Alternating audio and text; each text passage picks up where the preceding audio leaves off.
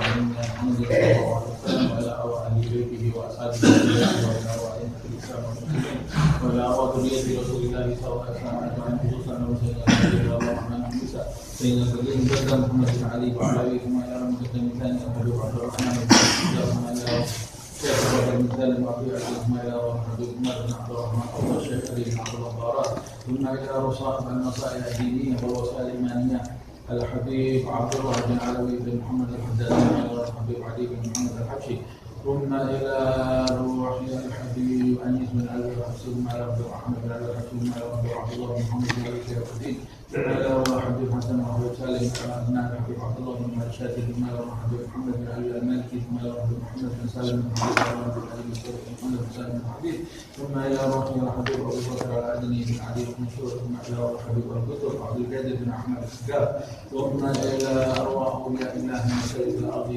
إلى مغاربها ثم إلى روح saja kita mendapat kabar Habib Zain Ibn Umar bin Smith meninggal. Dulu ketuanya Arabita yang dulu ayah dari sahabat kita Umar. Semoga Allah Subhanahu wa taala mengampuni dosa mengampuni segala kesalahannya, memberinya dengan rahmat. Semoga Allah yaghfirlahu wa yarhamhu ويلطف به وأن الله يغسله بالماء والثلج والبرد وينجي من الخطايا كما ينجي الثوب الأبيض من الدنس. اللهم أبدل له دارا خيرا من ذلك وأزواجا من أزواجه اللهم أعد شيء في الجنة الفردوس الأعلى مع النبيين والصديقين والشهداء والصالحين بلا حساب ولا عتاب ولا فتنة ولا عذاب وأن الله يجيبه من النار سالمين وأن الله ينزل في قبور الروم والريحان والفصاح والأمان يا منان يا منان يا من إذا سئل أعطى وإذا استعين أعان.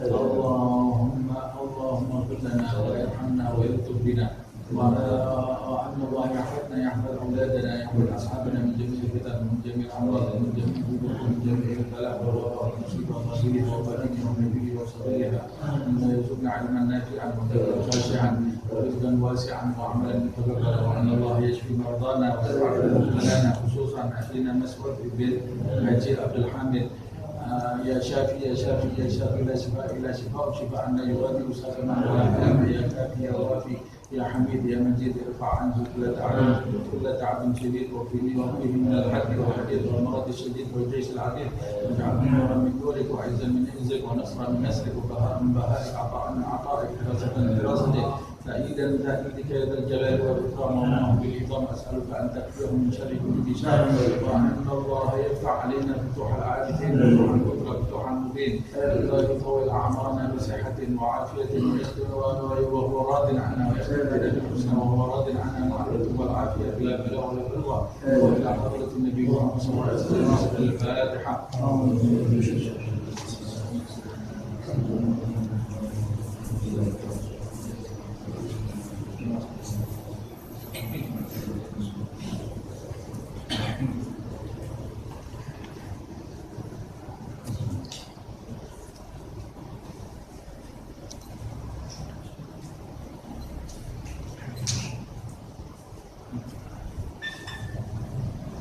Bismillahirrahmanirrahim. Alhamdulillahirrahmanirrahim.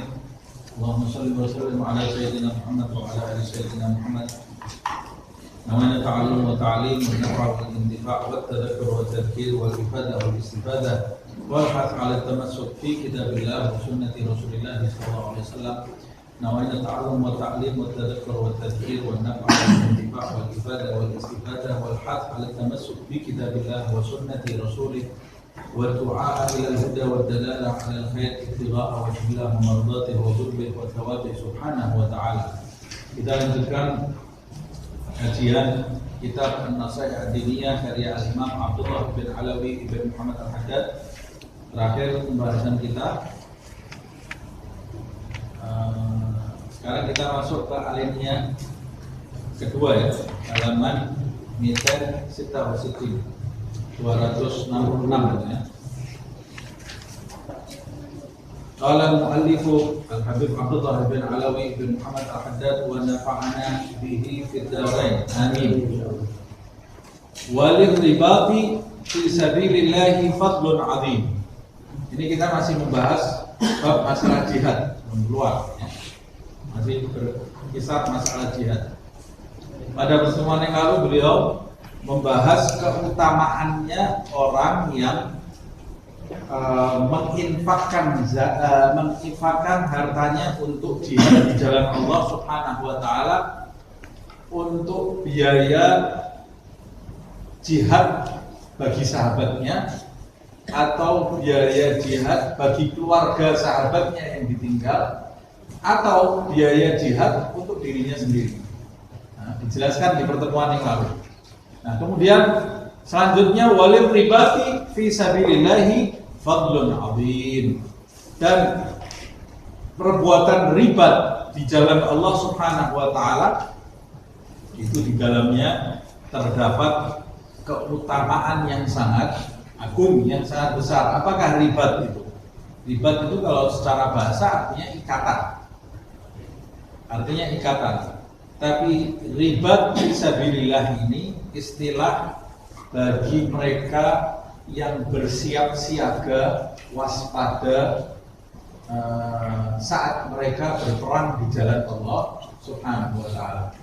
Orang yang berperang di jalan Allah Subhanahu wa taala, kemudian mereka itu sigap, siap siaga, waspada, memperhatikan sekelilingnya demi melindungi orang-orang Islam, apalagi para sahabat melindungi Nabi Muhammad SAW sebagai ikhtiar yang pada hakikatnya pelindung sebenarnya adalah Allah Subhanahu wa taala. Dan demi menegakkan kalimat Allah Subhanahu wa taala, orang yang melakukan perbuatan ribat ini, waspada ini di jalan Allah Subhanahu wa taala, maka di dalamnya di dalam perbuatan itu terdapat keutamaan yang sangat besar. Seperti yang disabdakan oleh Rasulullah SAW. Qala alaihi salatu wassalam, Rasulullah SAW bersabda, ribatu yaumin fi sabilillah afdal min alfi yaumin fi ma siwahu minal manazil. Ribat atau waspada, menggunakan waktu waspada sehari saja di jalan Allah Subhanahu wa taala itu lebih utama. Sehari itu saat dia waspada, siap siaga di jalan Allah Subhanahu wa taala, itu sehari itu lebih utama daripada 1000 hari di selain tempat, selain kewaspadaannya di jalan Allah Subhanahu wa taala. Bayangkan, satu harinya orang bersiaga itu lebih utama daripada 1000 hari saat dia berada di dalam kondisi yang mulia juga, tapi selain bersiap siaga di jalan Allah Subhanahu wa taala. 1000 hari, satu hari itu tandingannya 1000 hari. Nah, ini menunjukkan keutamaannya orang yang melakukan ribat di jalan Allah Subhanahu wa taala atau siap siaga ini. Wa warada, dan diriwayatkan pula anna man mata murabitan, barang siapa yang wafat dalam keadaan berjaga-jaga di jalan Allah Subhanahu wa taala, saat dia berjaga-jaga wafat terkena panah musuh atau terkena tombak musuh, wafatnya sebagai orang yang syahid, atau walaupun dia wafat tidak dalam keadaan syahid, artinya wafatnya bukan karena terbunuh. Umpamanya dia sedang berjaga-jaga, jatuh sakit kemudian wafat pada saat dia sedang siap siaga itu. Maka orang yang wafat dalam keadaan seperti ini, ujriya alaihi ajruhu, pahalanya akan terus mengalir kepada dirinya, tidak putus. Pahalanya apa ini? Pahalanya dia bersiap siaga itu tidak akan diputus, terus mengalir kepada dirinya. Warizquhu, dan rezekinya akan terus mengalir bagi dirinya. Rezeki apa ini? Rezekinya sudah bukan uang makan lagi, tapi rezekinya adalah rezeki khusus yang disediakan oleh Allah Subhanahu wa ta'ala. Wala tahsabanna alladziina qutilu fi sabilillahi amwat bal ahya 'inda rabbihim yurzaqun. Mendapat rezeki khusus dari Allah Subhanahu wa ta'ala. Nah, rezekinya, pahalanya dan rezekinya akan terus mengalir kepada diri murabit ini, tidak akan terputus ila yaumil qiyamah, sampai hari kiamat nanti. Ya Allah, nikmatnya luar biasa. Orang yang waspada di jalan Allah Subhanahu wa ta'ala, plus wa amina min fitnatil qabri, dia diamankan dari godaan atau dari ujian kubur, dari cobaan kubur, diamankan. Berarti kalau diamankan dari fitnatul qabri, ya dia tidak akan dijamin tidak akan terkena siksa kubur. Ada orang-orang yang memang dijamin tidak akan terkena siksa kubur. Di antaranya orang yang mengamalkan setiap malam membaca surat Al-Baqarah, surat Al-Mulk. Nah, saya tinggalkan surat Al-Mulk setiap habis surat Isya. Kata Rasulullah SAW, surat Al-Tabarak ya mani'ah min adzabil qabri. Surat Tabarak itu mani'ah itu pencegah, perisai dari azab kubur. Kata Abu Muhammad Al-Haddad, orang yang mendengar sabda Nabi ini lalu tidak mengamalkan, berarti tidak waras. Kenapa kok tidak waras? Karena ada perbuatan yang sangat mudah, manfaatnya sangat besar. Surat Tabarok itu berapa juz? Berapa juz? Berapa lembar?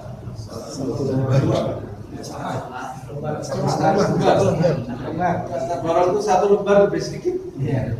Lebih berapa baris? Satu lembar lebih 4 baris. Sedikit surat Tabarok.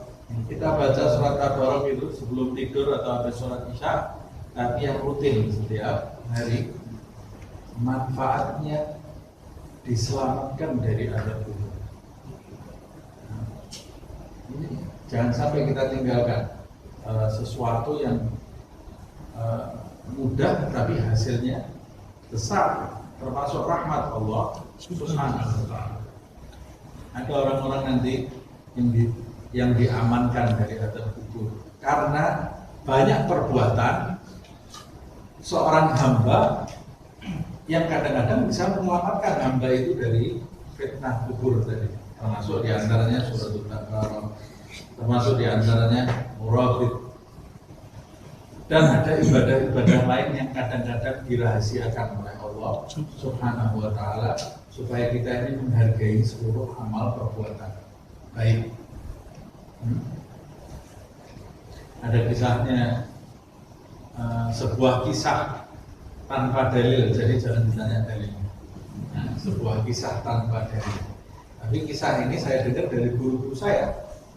Ada seorang wanita guru ngaji.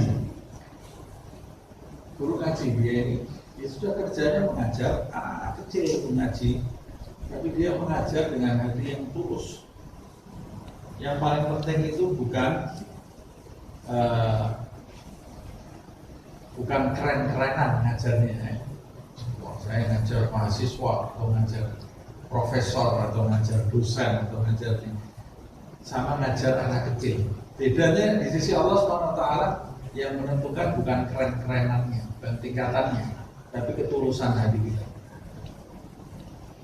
Kalau hati kita tulus, itu di sisi Allah SWT tinggi.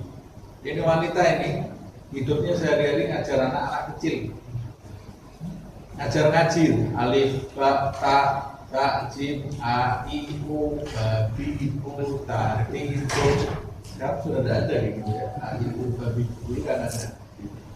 Kemudian ngajar surat-surat pendek sampai anak itu lancar. Kemudian ngajar anak lain, itu seterusnya. Wafat ini, guru ngaji ini wafat. Setelah berapa hari, putrinya dia memimpikan dia. Mimpi ibunya ini. Putrinya tanya ke ibunya ini, Bu, bagaimana kondisinya waktu masuk ke alam kubur? Jadi mimpi itu justru dengan nubuah. Kadang-kadang orang itu diberi mimpi oleh Allah Subhanahu wa Ta'ala supaya sebagai kabar gembira, memotivasi orang-orang yang masih hidup. Nabi Muhammad SAW itu setiap habis sholat subuh tanya ke sahabatnya, tadi malam ada yang mimpi apa? Tanya ke sahabatnya. Jadi Nabi itu tanya mimpi. Mimpi itu ada artinya, bukan ada artinya, ada artinya. Makanya di dalam Al-Quran ceritanya mimpi. Nabi Yusuf mimpi. Apa lagi? Nabi Ibrahim mimpi. Ada lagi nggak yang mimpi di dalam Al-Quran? Nah, ada cerita mimpi. Fir'aun mimpi, nanti ada anak kecil Israel yang akan menghancurkan dia. Raja Mesir mimpi, yang kemudian mimpinya ditakwilkan oleh Yusuf. Terus dua orang yang dipenjara bersama Yusuf, ceritanya mimpi juga ditakwilkan oleh Yusuf. Kalau orang tidak percaya mimpi, ya dibaca Al-Quran. Mimpi itu ada artinya. Walaupun itu ada penjelasan lebih lanjut. Alhasil ini si putri ini memimpikan ibunya guru ngaji itu yang sudah wafat itu. Dia tanya, bagaimana ibu kondisi pertama kali masuk kubur? Kata ibunya,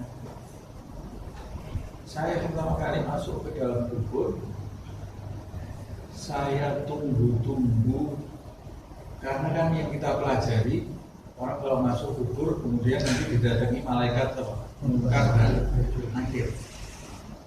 Saya tunggu-tunggu, Munkar dan Nakir tidak datang-datang. Kata ibunya, dulu kan kita belajar waktu saya masih hidup, saya baca di hadis, nanti kalau orang sudah lewat, semuanya sudah meninggalkan kuburan, Munkar dan Nakir itu datang menanyakan kepada yang dikubur itu, man rabbuka, man madinuka, man nabiyuka. Saya tunggu-tunggu tidak datang, sampai akhirnya saya duduk di dalam kubur itu. Alamnya sudah beda ya, yang duduk bukan jasadnya itu, alamnya sudah beda. Saya duduk, kemudian tanah itu saya tepuk-tepuk, karena gelap kan, saya tepuk-tepuk, rontok tanahnya, ada lubang. Ditepuk itu tanahnya rontok, ada lubang. Di dalam lubang itu ada taman yang luas, indahnya luar biasa. Akhirnya saya masuk ke lubang itu, kata ibunya. Saya keluar sudah di alam lain, di taman itu. Saya jalan, ada satu pohon yang rindang. Di situ ada seorang wanita yang sedang menunggu saya. Saya dekati wanita itu, cantiknya luar biasa, wajahnya menyejukkan, menyenangkan. Saya tanya kepada wanita itu, kamu ini siapa? Wanita itu menjawab, saya ini amal kamu semasa hidup. Nah, itu sesuai dengan hadis Rasulullah SAW. Jadi yang taman itu sebetulnya kuburnya diluaskan oleh Allah Subhanahu wa Ta'ala. Kata Nabi Muhammad SAW, al-qabru raudun min riyadil jannah atau hufratun min hufaril nirah. Jadi kuburnya diluaskan menjadi penggalan taman surga. Terus kata Nabi, nanti yang akan menemani kita di dalam kubur itu amal kita. Amal kita nanti akan berbentuk. Kalau amalnya baik, amalnya ini menjadi seseorang yang wajahnya paling indah yang pernah dia lihat. Baunya harum yang akan menemani sampai hari kiamat. Kalau amalnya buruk, amalnya berbentuk orang yang rupanya buruk sekali, baunya luar biasa, yang akan menemani dia sampai hari kiamat. Sanggup dari ada kumpul sama orang tidak mandi 10 hari dalam satu ruangan, satu kotak, kan tidak lihat. Tidak sanggup kita, buruk lagi, diajak ngomong nggak enak, nemenin kita sampai hari kiamat. Aku bilang dari 1 jam aja di dunia kita sudah tidak betah kumpul sama orang seperti itu ya. Mudah-mudahan kita amal yang baik. Nah ini ternyata itu amalnya sendiri. Kemudian dia tanya kepada wanita itu, saya dulu waktu masih hidup membaca hadis, katanya orang kalau sudah wafat didatangi mungkar nakir. Saya tidak didatangi oleh mungkar nakir. Kata yang menemani dia ini, orang yang seperti kamu sudah tidak perlu pakai dites lagi. Nah, tidak ada ujiannya lagi. Itu untuk orang-orang biasa itu, didatangi mungkar nakir, dites, ditanya menurut juga, mana juga. Orang yang seperti kamu sudah tidak ada dosanya, tidak perlu pakai tes lagi ya.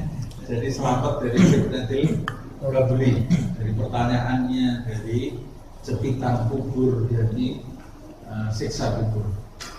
Nah ini diantaranya, kembali lagi nih, kita agak kemana-mana tapi ada hubungannya sebetulnya. Wa amina min fitnatil qabri. Wa amma fadlu syahada, sedangkan keutamaan orang yang mati syahid, keutamaannya orang yang mati syahid fi sabilillah, di jalan Allah Subhanahu wa taala, fa'a'dham min ayyuhata bihi wa ajal wa akbar min ayyakhudhahu haddun wa miqdar. Keutamaan orang yang mati syahid di jalan Allah Subhanahu wa taala yang sudah kita pelajari adalah keutamaan jihad. Keutamaan berjihad di jalan Allah Subhanahu wa taala dan keutamaan menginfakkan harta di jalan Allah dalam peperangan, keutamaan bersiap siaga, keutamaan jaga malam. Nah, ini sekarang ini kalau ternyata yang jihad itu wafat, dapat keutamaan atau tidak? Kata Al-Imam Abdullah bin Al-Haddad, orang yang wafat dalam keadaan jihad namanya syahid.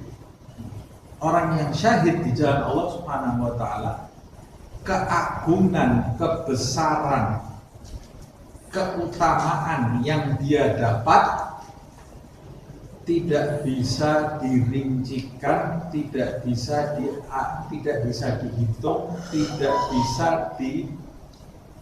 dikadarkan karena terlalu besar. Tidak bisa kita menghitung keutamaannya karena terlalu besar. Kalau ada yang mengatakan keutamaannya ada 10, berarti ya sudah kadarnya segitu 10 kan. Keutamaannya ada 100, ada 200. Nah kalau syahid di jalan Allah tidak bisa dihitung. Kok nggak bisa dihitung kenapa? Karena terlampau besar. Keutamaannya ini terlampau agung sehingga tidak bisa dihitung. Kok bisa tidak bisa dihitung? Kalau Allah Ta'ala, ada Imam Abdullah bin Al-Haddad, sebab Allah Subhanahu wa taala berfirman, "Wala tahsabanna alladziina qutilu fi sabilillahi amwata." Jangan kau sangka orang yang mati di jalan Allah, yang terbunuh di jalan Allah itu dia itu mati. Maksudnya jangan kau kira dia mati sudah mati begitu saja, dia tidak merasakan apa-apa. Jadi amwat itu seperti benda mati, seperti batu, seperti bangkai, seperti itu saja. Dia tidak bisa mendengar, tidak bisa melihat, tidak bisa merasakan apa-apa. Jangan kau sangka seperti itu. Kata Allah, bal ahya'un, bahkan mereka yang mati di jalan Allah itu hidup, ahya'un, hidup inda rabbihim, di sisi Tuhan mereka, yurzaqun, mendapat rezeki dari Allah SWT. Berapa rezeki? Dan disebutnya punya rezeki khusus di sisi Allah Subhanahu wa taala. Apa ada keutamaan yang lebih besar? di sisinya Allah, dia punya rezeki khusus dari Allah Subhanahu wa ta'ala.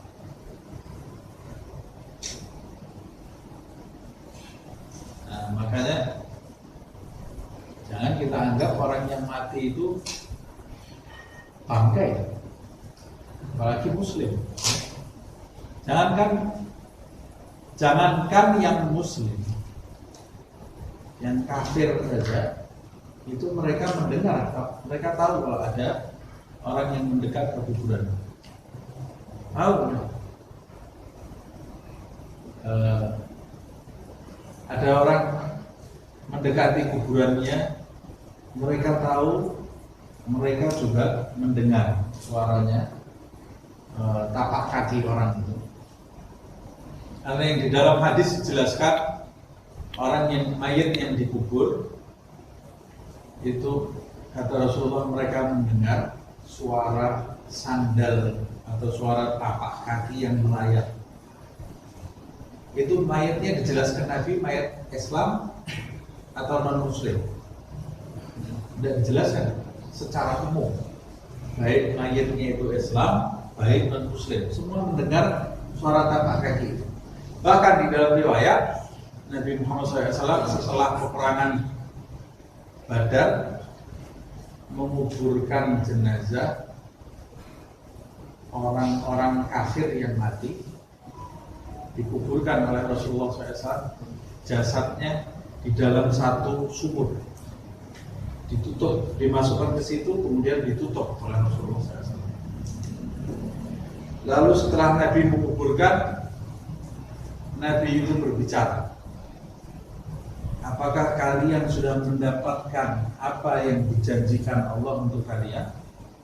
Yang dijanjikan Allah untuk orang kafir, siksa. Apa kalian sudah dapat itu?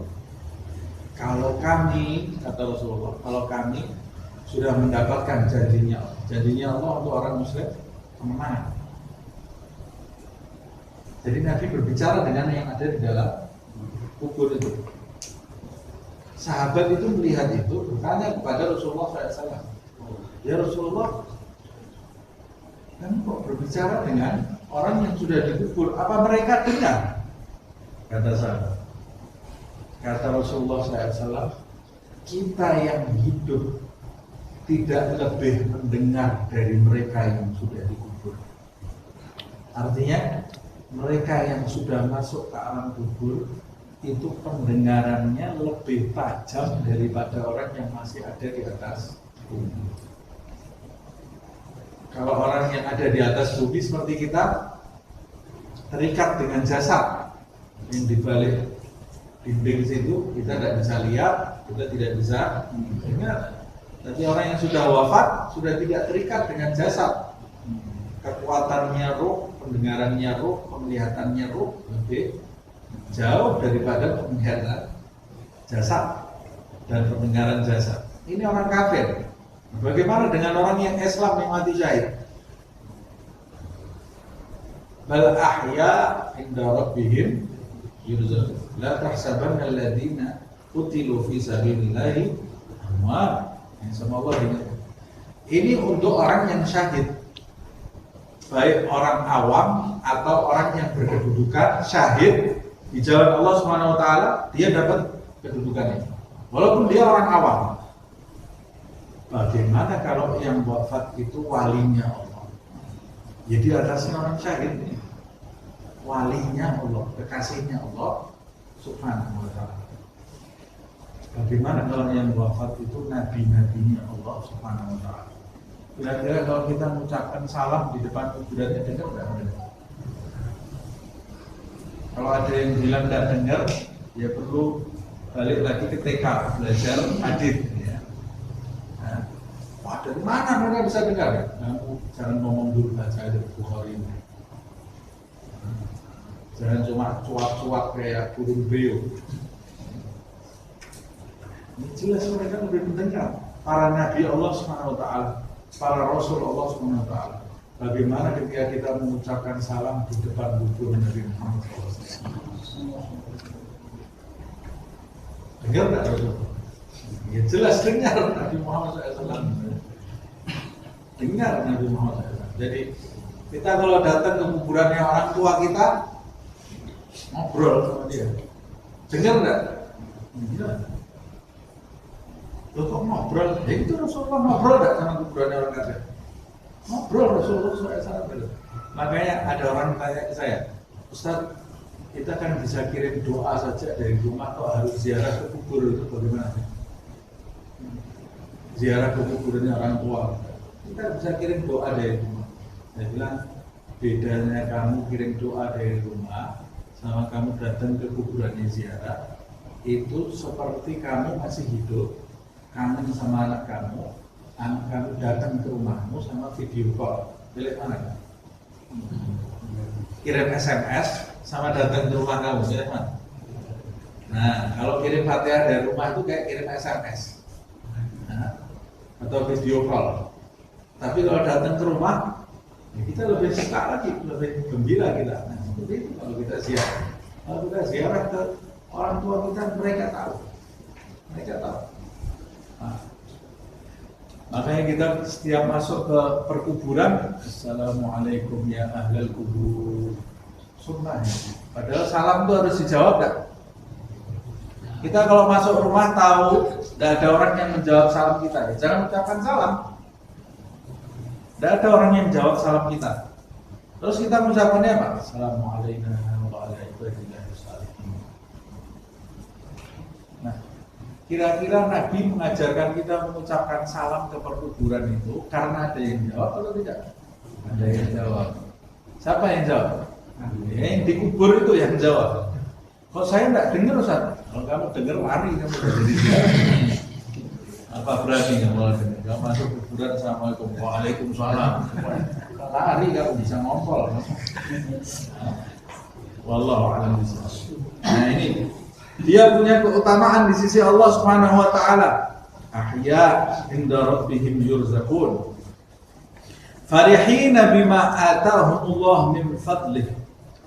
Mereka itu merasakan kebahagiaan atas karunia yang didatangkan oleh Allah Subhanahu wa taala untuk mereka. Karunia khusus ini.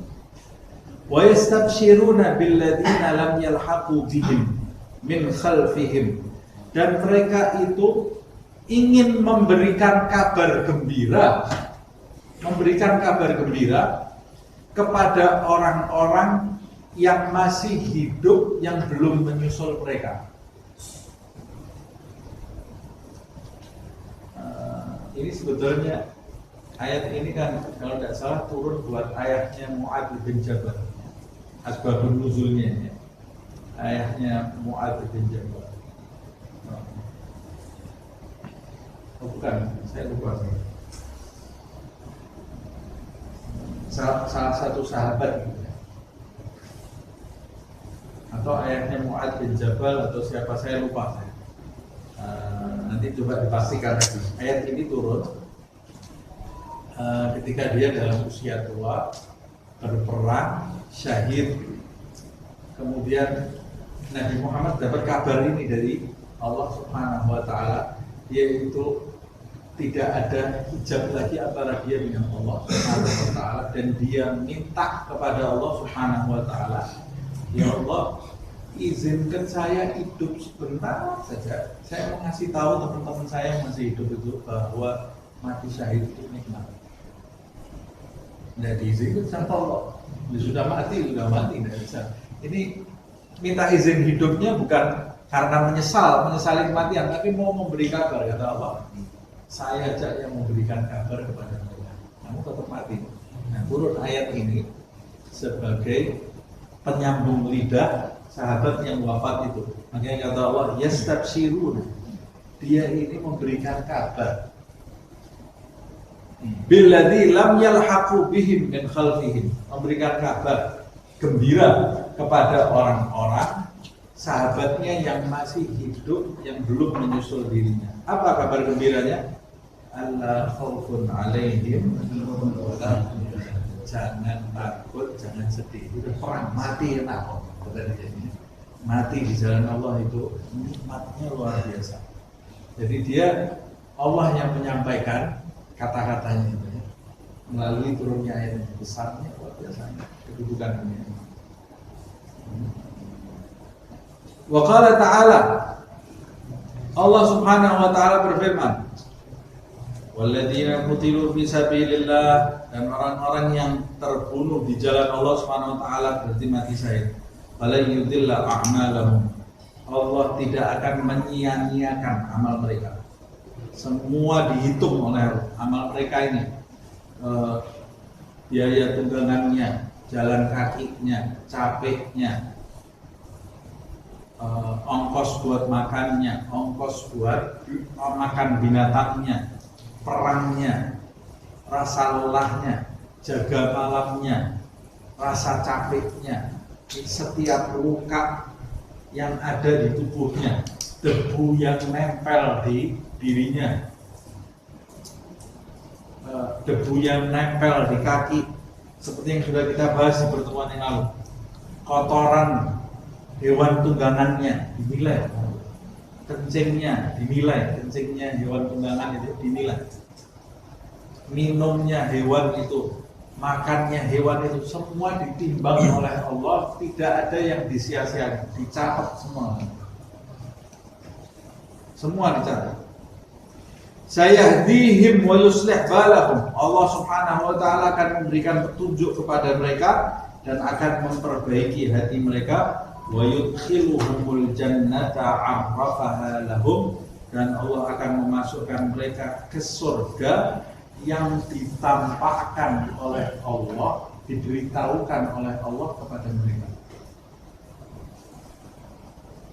Jadi sebagian orang yang jihad di jalan Allah Subhanahu wa taala itu pada saat dia mau mendekati ajalnya, Allah memberitahu mereka, menampakkan kepada mereka surga yang akan mereka masuki. Wah, mati itu gak ada rasanya buat mereka ini. Kecil sekali ketika mereka melihat surga yang akan mereka masuki. Wah, habis semua itu. Gak ada apa-apanya semua itu. Rasa sakitnya itu bisa terbius. Seperti wanita-wanita zamannya Zulaikha gitu. Temannya Zulaikha itu lihat keindahannya Nabi Yusuf, jarinya sendiri dipotong, rasanya keluar darahnya. Jadi keindahan itu memang bisa membius. Nah, sebagian orang ditampakkan oleh Allah surga nanti dia akan masuk. Tidak berasa semuanya dari indahnya, wah biasa, tidak berasa semuanya, sakit, tidak ada rasanya. Sebagian orang waktu mendekati ajalnya didatangi oleh Rasulullah SAW, dia tidak berasa apa-apa. Ada Ibn Hajar Al-Asqalani syarah hadits, man ra'ani fil manam fasayarani fil yaqظah. Siapa yang melihatku di dalam mimpi, maka dia nanti akan melihatku di dalam keadaan terjaga. Sebagian ulama mengatakan, bagaimana melihat Nabi dalam keadaan terjaga? Nabi sudah wafat. Kalau melihat dalam mimpi, mungkin melihat Nabi dalam keadaan terjaga berarti kan tak mimpi. Sebagian ulama mengatakan, oh ini maksudnya fasayarani fil yaqظah, melihatku nanti di hari kebangkitan dalam keadaan terjaga. Cuma timbul masalah, kalau melihat Nabi nanti dalam hari kebangkitan dalam keadaan terjaga, mau diterjemahkan seperti itu, berarti syaratnya kita nanti lihat Nabi di hari kiamat harus mimpi dulu di dunia. Mimpi Nabi dulu. Orang yang tidak mimpi Nabi di dunia, di hari kiamat masuk tidak bisa lihat Nabi. Kata ahli hadis yang lain, berarti maksudnya bukan melihat Nabi nanti di hari kiamat, karena nanti yang melihat Nabi di hari kiamat itu semua orang Islam, baik yang dulu di dunia mimpi Nabi atau yang tidak mimpi Nabi, semua kan almarhum aman, akan dikumpulkan bersama yang dicintai, walaupun dia di dunia tidak mimpi Nabi. Kalau hatinya cinta kepada Nabi, nanti dikumpulkan lihat Nabi Muhammad SAW Mudah-mudahan kita melihat Rasulullah. Amin.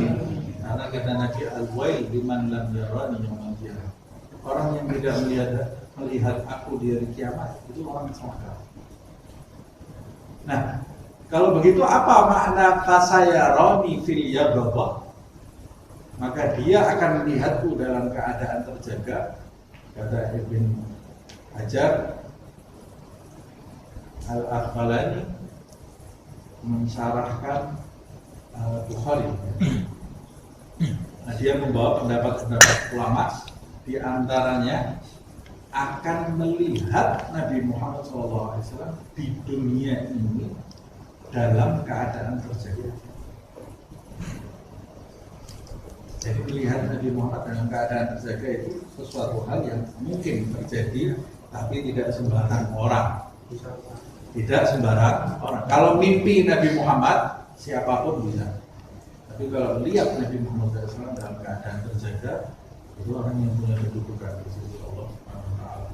Nah, minimal kata beliau Ibn Hajar itu, minimal orang tersebut akan melihat Nabi dalam keadaan terjaga di detik-detik sebelum dia wafat.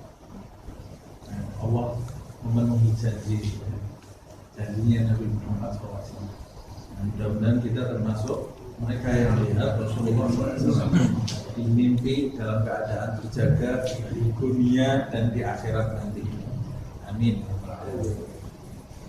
Nah, kalau ini Allah Subhanahu Wa Taala menampakkan surga, dibius seperti orang yang dibius. Wa qala sallallahu alaihi wasallam, Rasulullah sallallahu alaihi wasallam bersabda, "Inna lisyahidi 'indallah sab'a khisal." Sesungguhnya di sisi Allah Subhanahu wa taala, Allah memiliki 7 hal untuk orang-orang yang mati syahid. Ada 7 macam keberuntungan yang dikhususkan atau diberikan oleh Allah Subhanahu wa taala lisyahid, untuk orang yang mati syahid. Apa saja itu? Ayyaghfira lahu fi awwali duf'atin min damihi. Allah akan mengampuni orang tersebut saat darahnya, 1 tetes darahnya terpercik. Keluar 1 tetes, pada saat keluar 1 tetes, dosanya langsung diampuni semua oleh Allah SWT. Ini kekhususannya. Kemudian wa yara maq'adahu minal jannah. Belum mati ini ya. Dan dia pada saat itu lihat langsung tempatnya nanti yang ada di surga, tempatnya dia yang di surga. Makanya saya sebutkan di pertemuan yang lalu, di antara para sahabat belum perang sudah lalu yang surga kecil. Belum perang ini ya, jadi berhadapan-hadapan dengan tentaranya musyrik. Ada cium nggak? Ya udah, apa? Lalu surga, lalu hari belum perang ya. Nah, kemudian wa yuhalla hulyatun min al-iman. Dia dihiasi oleh Allah Subhanahu wa taala hatinya dengan perhiasan iman, keyakinan. Dipenuhi keyakinan oleh Allah Subhanahu wa taala, sehingga orang yang penuh keyakinan dia tidak mungkin digoyahkan dengan bisikan apapun. Tidak bisa digoyahkan dengan bisikan iblis dan lain-lain.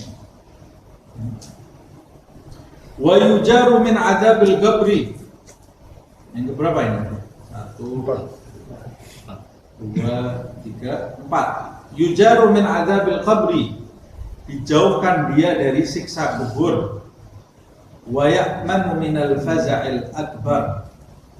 Dia diamankan dari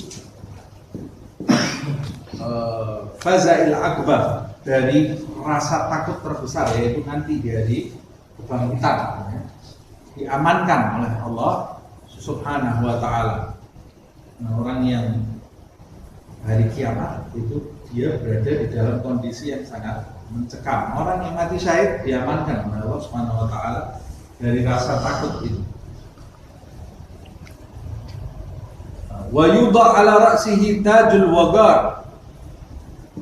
Nanti ketika kebangkitan, hari kebangkitan, diletakkan di atas kepalanya mahkota waqar. Waqar itu ketenangan, ketundukan, tenangan. Mahkota khusus ini ya. Ini buat tanda ini orang yang aman nih, mahkota wagar. Wagar itu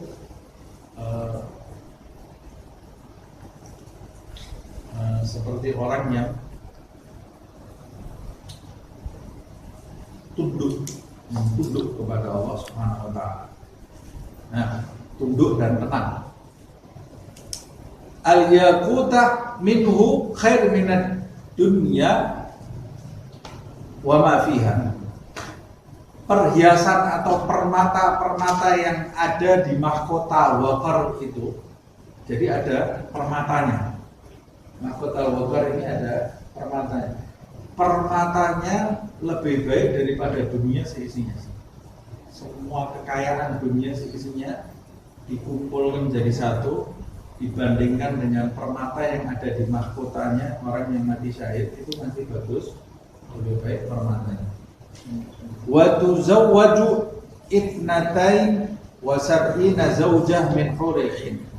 Nanti dia akan dinikahkan dengan 72 istri, 72 bidadari.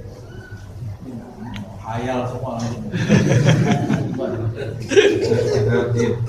Hadapkan orang musyrik masih mikir bidadari apa enggak ini? 72 bidadari. Wa yashfa' fi sab'ina min adaribihi, dan dia dapat mandat untuk memberikan syafaat bagi 70 dari kerabatnya. 70 orang dari kerabatnya diberi mandat oleh Allah Subhanahu wa taala untuk memberi syafaat 70 orang dari keluarganya. Banyak 70 orang ya. Bisa menyelamatkan 70 orang dari keluarganya. Nah, ini kelebihan yang diberikan Allah Subhanahu wa taala bagi orang yang mati syahid. Wa qala alaihi salatu wassalam, Rasulullah SAW bersabda, "Laisa syai'un ahabba ila Allah min qatratain wa atharain." Kata Nabi Muhammad, tidak ada sesuatu yang lebih dicintai oleh Allah Subhanahu wa taala dari 2 tetes dan dari 2 bekas. Ada 2 tetes dan 2 bekas yang paling dicintai oleh Allah Subhanahu wa taala. Apa itu? Yang tetesnya dulu, 2 tetes dulu. Yang pertama, gadratu dumu'in min khasyatillah. Tetesan air mata orang karena tetesan air mata rasa takut kepada Allah Subhanahu wa taala. Tidak ada yang lebih dicintai Allah daripada tetesan air mata itu. Yang kedua, gadratu damin tuhrafu fi sabilillah. Tercecernya atau menetesnya darah yang terluka di jalan Allah Subhanahu wa taala. Dampak dari luka di jalan yang tercecer di jalan Allah Subhanahu wa taala, darah yang tercecer di jalan Allah Subhanahu wa taala. Ini tetesan yang paling dicintai oleh Allah Subhanahu wa taala.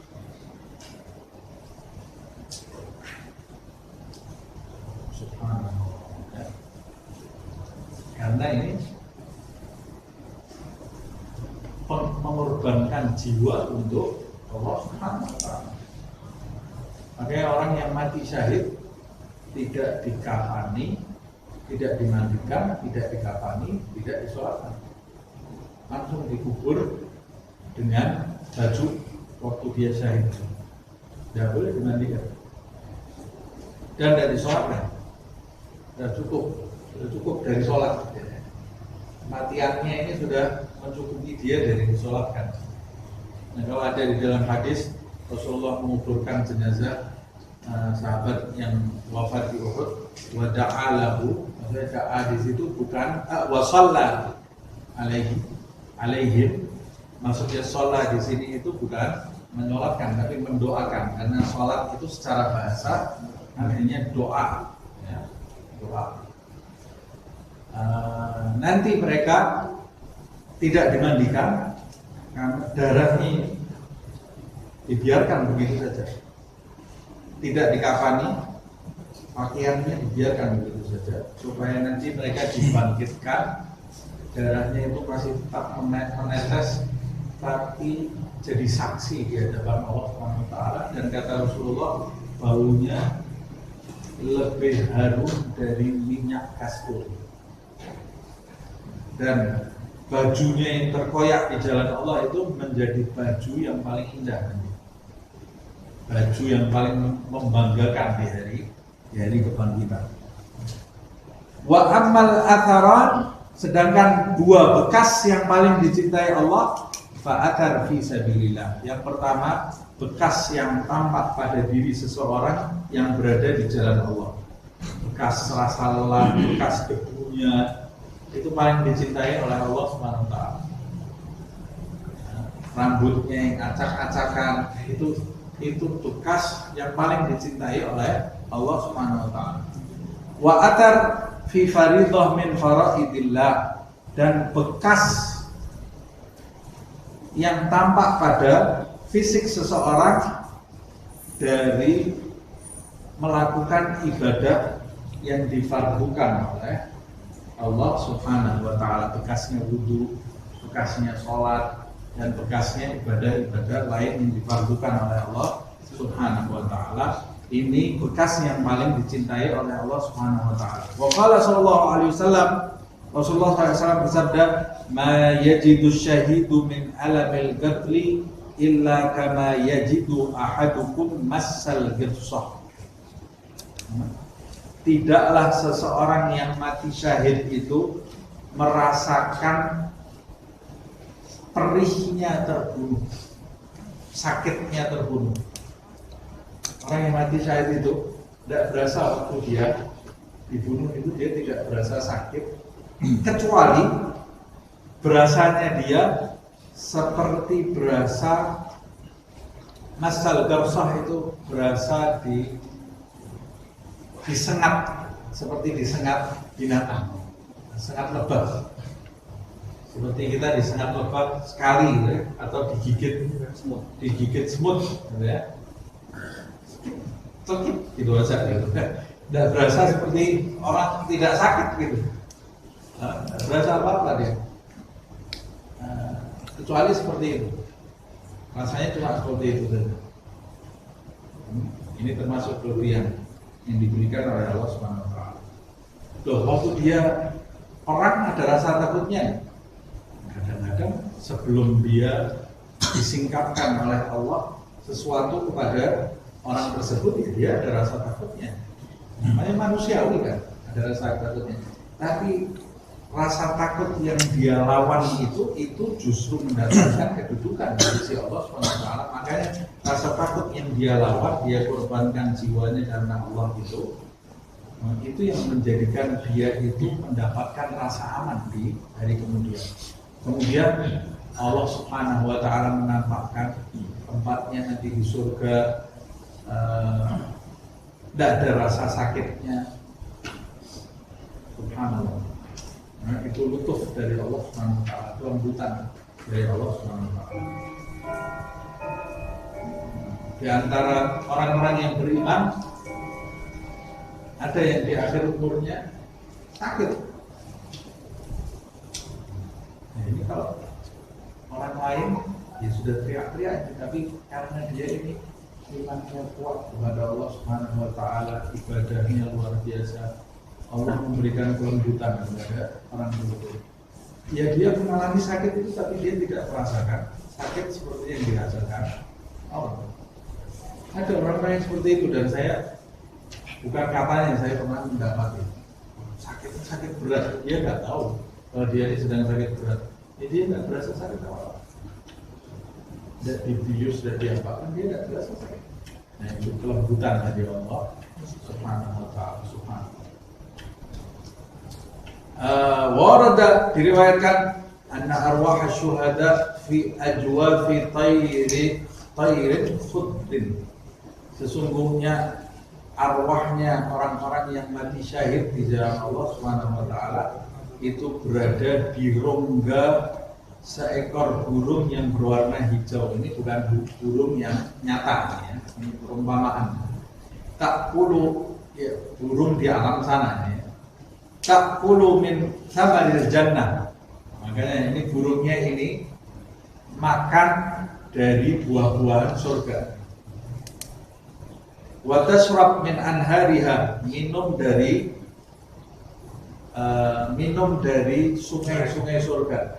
Arwahnya orang-orang yang syahid ada di kerongkongannya. Ini makannya buah surga, minum air surga. Semua kebanjiran ini, kebanjiran makanan, kebanjiran minuman surga. Padahal kan mereka belum masuk surga, tapi arwahnya sudah keliling di dalam situ.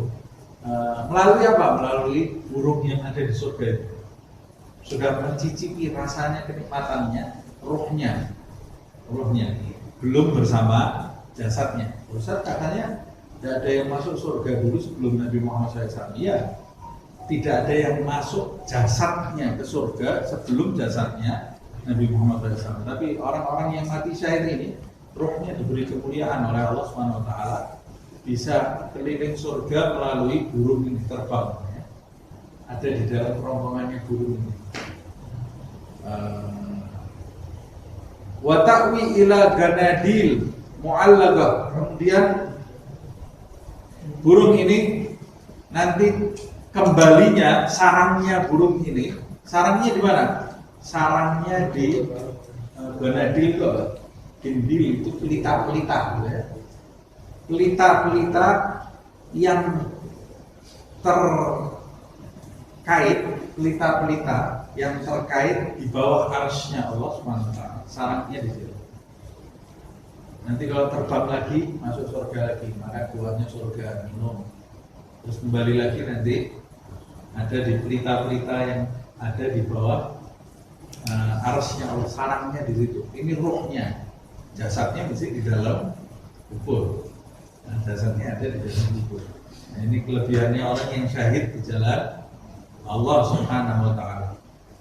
Warada diriwayatkan pula anna syahida yatamanna ay yarji'a ila dunya fayuqtal 10 marrat lima yara min fadli syahada.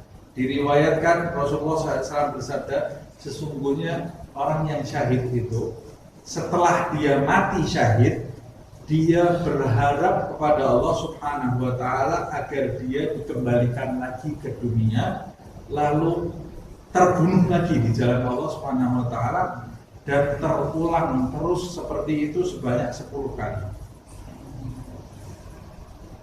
Mengapa? Karena dia tercengang melihat keutamaannya orang yang mati syahid di jalan Allah Subhanahu wa taala.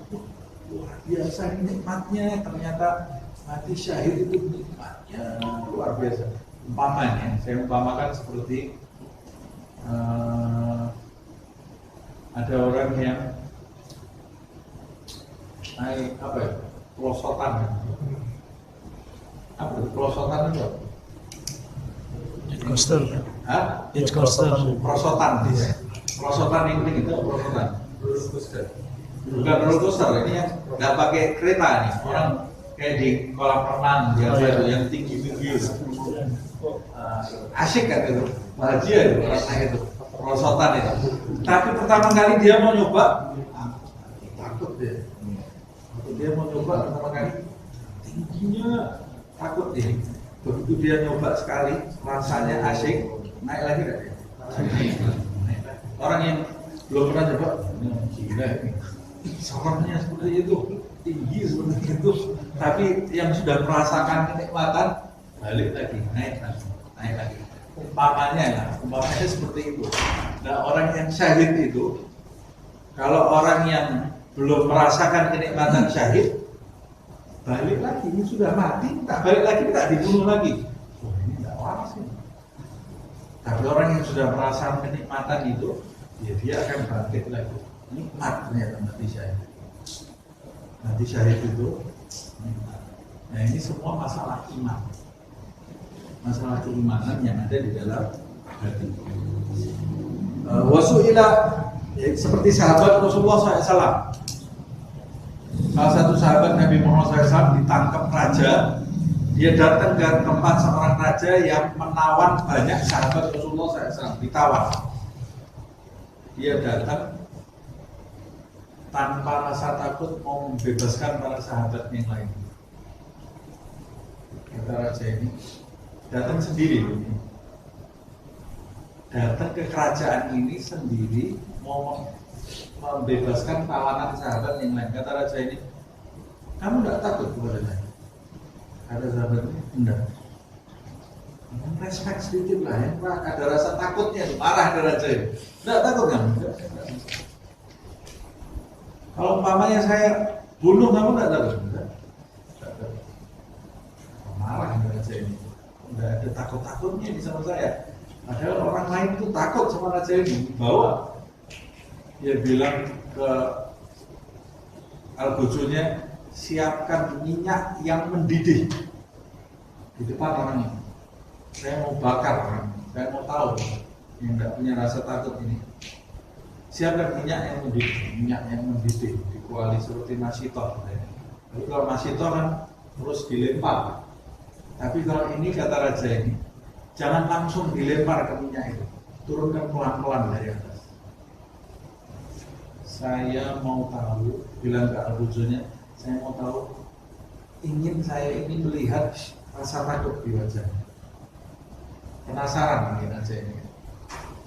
Diturunkan minyak mendidih di bawah, ini diturunkan sahabat ini pelan-pelan. Lagi, raja itu kasih isyarat, turunkan lagi, sedikit-sedikit. Sudah mau dekat ke minyak tadi, terlihat sahabat tadi nangis. Nah, kata raja, stop, jangan diteruskan dulu. Ini yang ditunggu sama raja ini rasa takut aja ini. Jangan dilanjutkan dulu. Ditanya, kamu nangis kenapa? Takut, sudah takut. Nyesel kamu, kata raja ini. Kata dia, enggak, saya tidak takut. Nah, kenapa kamu nangis? Saya ini menangis terharu. Kata dia, bukan nangis sedih, saya bukan nangis takut, saya nangis terharu ini. Ya Allah, saya ini berada di dalam kenikmatan yang luar biasa. Andai saya ini dibakar di minyak ini, mati, kemudian dihidupkan lagi oleh Allah, dibakar lagi, mati, dihidupkan lagi oleh Allah, dibakar lagi di minyak ini, mati, kemudian dihidupkan lagi terus. Sahabat ngomong stop. Kata aja ini, di sini kita tidak berhadapan dengan manusia.